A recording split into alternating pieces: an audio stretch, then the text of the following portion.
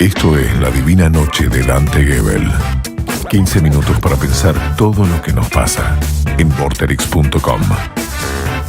Muy buenas noches, bienvenidos a la mitad de la semana, aquí en Vorterix, para pensar, para reflexionar juntos. Siempre trato de buscar en la naturaleza algo que me haga pensar, porque yo pienso que hay mucho para hurgar, para picotear, para conocer. El hombre en su creencia o su afán de sabiduría supone que todo lo que necesita está a su alcance, en sus propios descubrimientos, y nos miramos el ombligo. Y a veces los animales son una buena fuente de inspiración.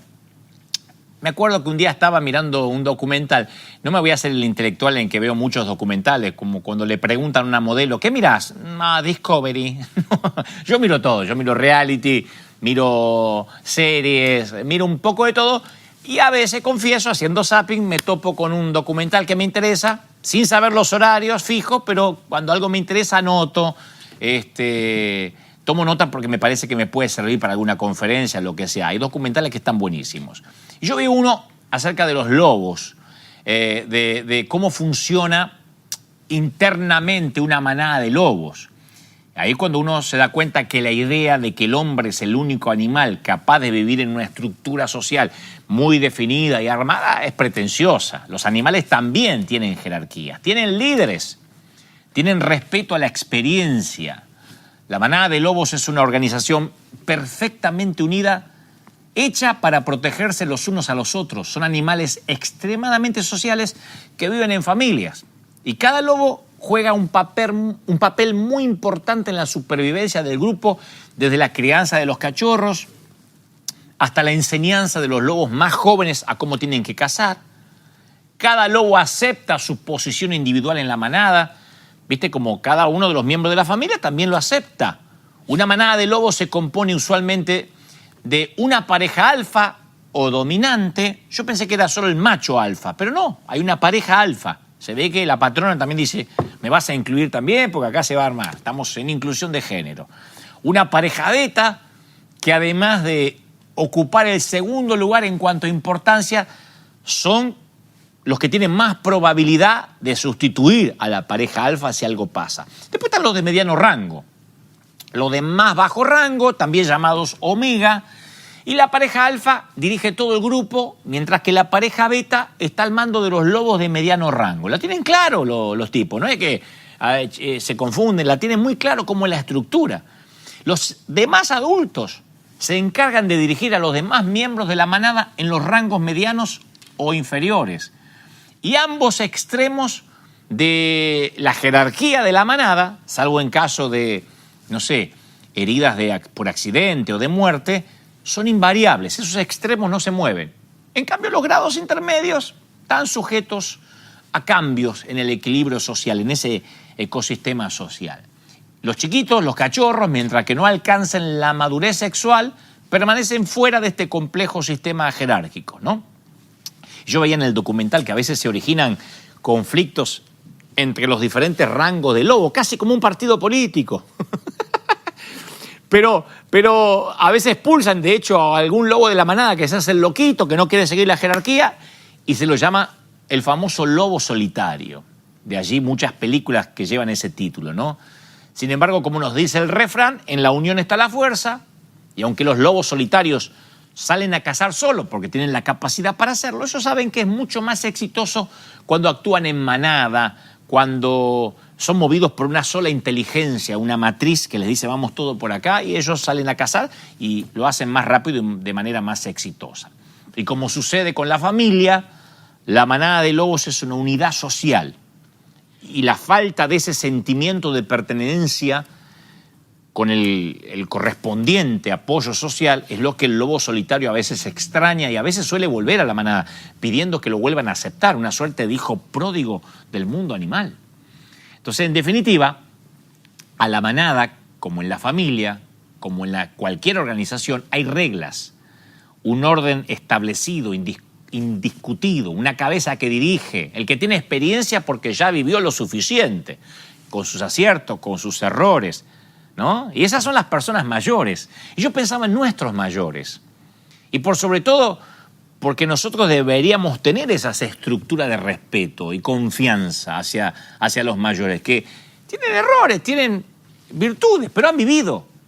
Y creo que eso es algo que se perdió con los años. La palabra de nuestros viejos, de nuestros maestros. Valorar a los ancianos, porque cuando uno le pide un consejo a un anciano, está pidiendo no solo su consejo, sino también su experiencia, lo que vivió.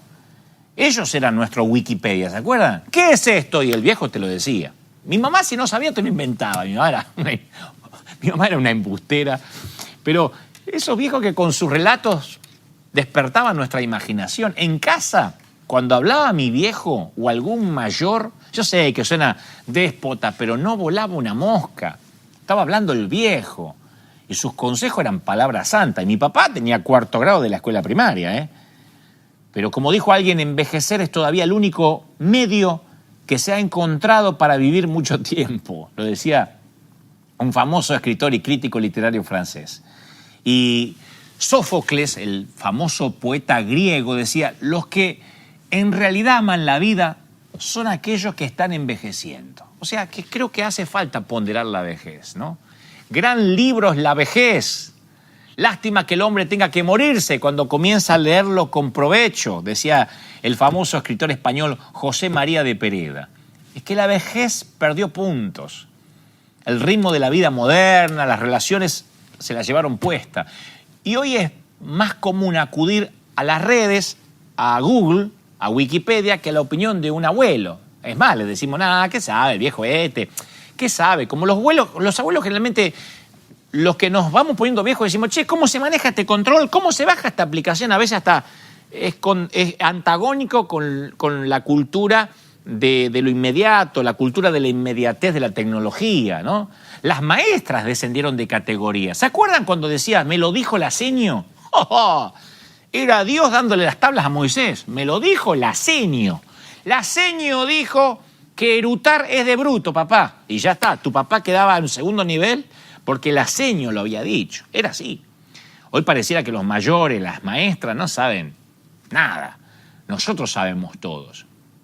Pero sin embargo los viejos aportan sentido común, perspectiva. Algo tienen que saber los lobos que nosotros hemos olvidado.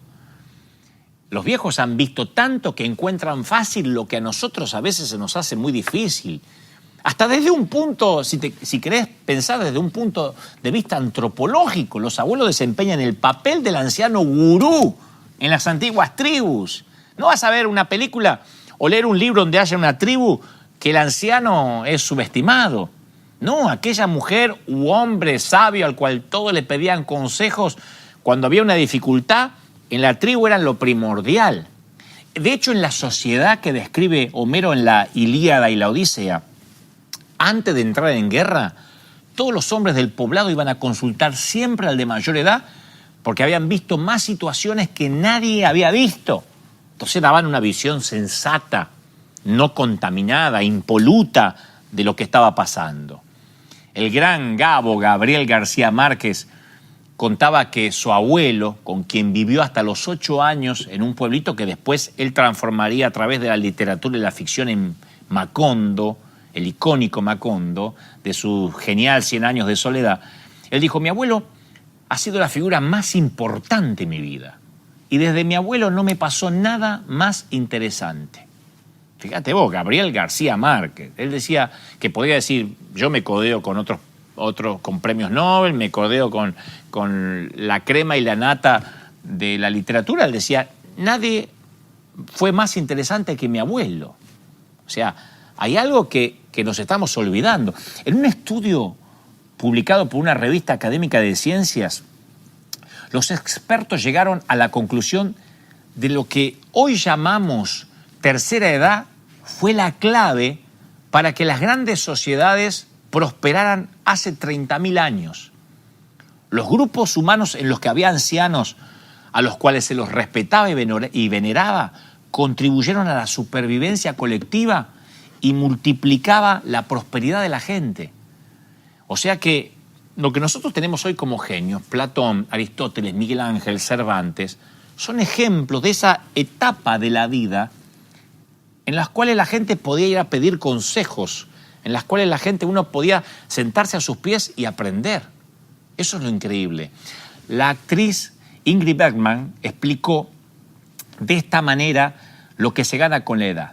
Y ustedes saben que Bergman era esas actrices que además de actuar, a veces salía con esas frases que no se tuiteaban, pero sí quedaban como icónicas en alguna revista, en alguna entrevista. Ella decía, envejecer es como escalar una gran montaña.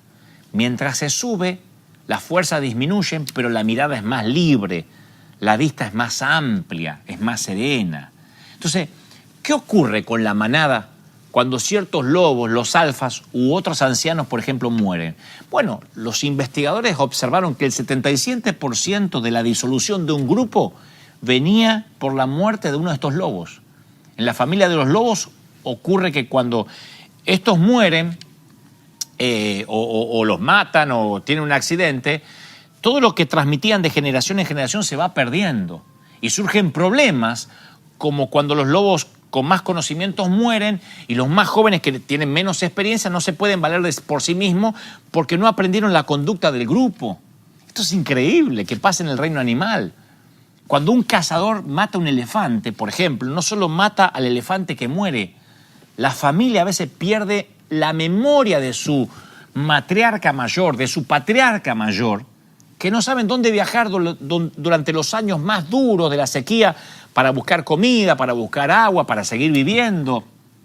Por eso es de vital importancia nuestros mayores, los conocimientos, honrarlos, señores. Hay un relato árabe que muestra la sabiduría de los mayores en contraposición con la pretensión de los jóvenes que a veces creen saber todo. Noten que no dije creemos. Me voy a poner del lado de los viejos, che. Cuenta que una vez un anciano muy sabio que decidió hacer un viaje en un barco donde iba un joven estudiante arrogante, tipo millennial, que entró en el navío dándose aires de importancia, mientras que el anciano se sentó en la proa, contemplando el paisaje, miraba cómo trabajaban los marineros. Y al rato el estudiante se sienta al lado del viejo, ¿no? El anciano estaba en silencio. Entonces el joven saca una conversación y le dice, perdón, ¿usted ha viajado mucho? El anciano dice, sí. ¿Y usted estuvo en Damasco, por ejemplo? Entonces el anciano le empieza a hablar de las estrellas que se ven en la ciudad de Damasco, ¿no? De los atardeceres, de la gente, de la costumbre de esa ciudad. Y el joven dice, todo está muy bien, pero usted estudió en la escuela de astronomía que hay en Damasco, ¿verdad? Y el anciano dice, no estudié. El joven se llevó las manos a las cabezas y dice, pero qué barbaridad, no estudió, entonces usted perdió media vida. Al rato, el estudiante le vuelve a preguntar, ¿y usted estuvo en Alejandría? Y acto seguido, el anciano que había estado le empieza a hablar, sí, de la belleza de la ciudad, de su puerto, de su faro, de sus calles, sus tradiciones, tantas cosas de Alejandría. Y el joven dice, ajá, así que estuvo en Alejandría. ¿Y usted estudió en la biblioteca de Alejandría? Y el anciano se encogió de hombro y dice, no, la verdad que no. ¡Oh! Entonces usted perdió media vida, le dice el pibe. La verdad que estar en Alejandría y no estudiar en la biblioteca más grande del mundo, perdió media vida.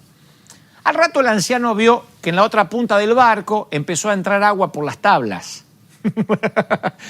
Entonces le pregunta al muchacho, tú estudiaste en muchos sitios, ¿verdad? Y el estudiante enumeró una serie de escuelas, bibliotecas, lugares de sabiduría a las cuales había frecuentado. Y cuando terminó, el viejo le preguntó, y escúchame, pibe, ¿en alguno de esos lugares vos estudiaste natación? Y el estudiante empieza a repasar las asignaturas que había cursado en los diferentes lugares. Dice, no, ni siquiera como materia electiva, natación no estaba. Ah, y el viejo, mientras miraba que entraba más agua al barco, se arremangó. Y antes de tirarse al agua le dijo, entonces perdiste la vida entera, mijo.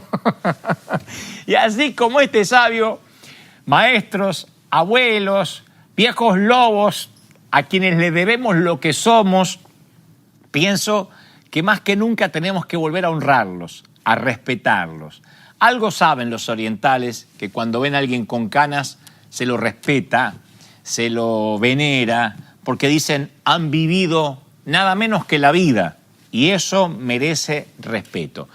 No estoy tratando de compararnos con los lobos, porque los lobos jamás se matan entre ellos, porque los lobos nunca, jamás empezarían, si pudieran manejar redes sociales, a decirse improperios, adjetivos, insultarse como a veces lo hacemos los seres humanos. Así que no me atrevo a comparar una sociedad tan impoluta, tan pura de los lobos con nosotros, con los humanos. Pero sí se me ocurre pensar que podemos aprender mínimamente algo. Y entre lo que podemos aprender es que a veces no todo se consigue con un mejor celular, con una mejor universidad, con más dinero, con un mejor auto, con una mejor casa. A veces lo que nos da la vida es haberla vivido en plenitud. Y en eso los abuelos nos llevan ventaja, nuestros viejos nos llevan ventaja. Por eso esta pandemia, que muchas veces en distintas partes del mundo hizo que muchas familias no pudieran despedirse de sus viejos, en el momento final, en el momento de la partida, el rezago, el saldo más triste que nos va a quedar cuando todo esto pase. El no poder haber despedido a nuestros viejos, no haber estado allí después de toda la vida que invirtieron, después de todo el lomo que se partieron, en algunos casos por darnos a nosotros, los hijos, los nietos, una vida más digna. Nosotros somos hijos de inmigrantes. En mi caso, soy hijo de inmigrantes, soy nieto de inmigrantes y trabajaron a lomo partido de sol a sol. Y yo sé que pasa con muchos nietos de tanos, de alemanes, de gallegos, que han venido de todas partes del mundo, mal llamado gallego, le decíamos gallegos a todos los españoles, ¿no? No necesariamente a los que habían nacido en Galicia. Pero creo que muchos llevamos que, sea que somos nativos de este país o nuestros abuelos hayan bajado de los barcos, les debemos la cultura del trabajo, de la honra, del respeto, del honor y venerarlos como hacen los lobos, que algo deben saber que nosotros o desconocemos o en su defecto, en el peor de los casos, nos hemos olvidado. Que Dios te bendiga, gracias por hacernos compañía y nosotros nos volvemos a encontrar aquí otra vez mañana en La Divina Noche. Esto fue La Divina Noche de Dante Gebel.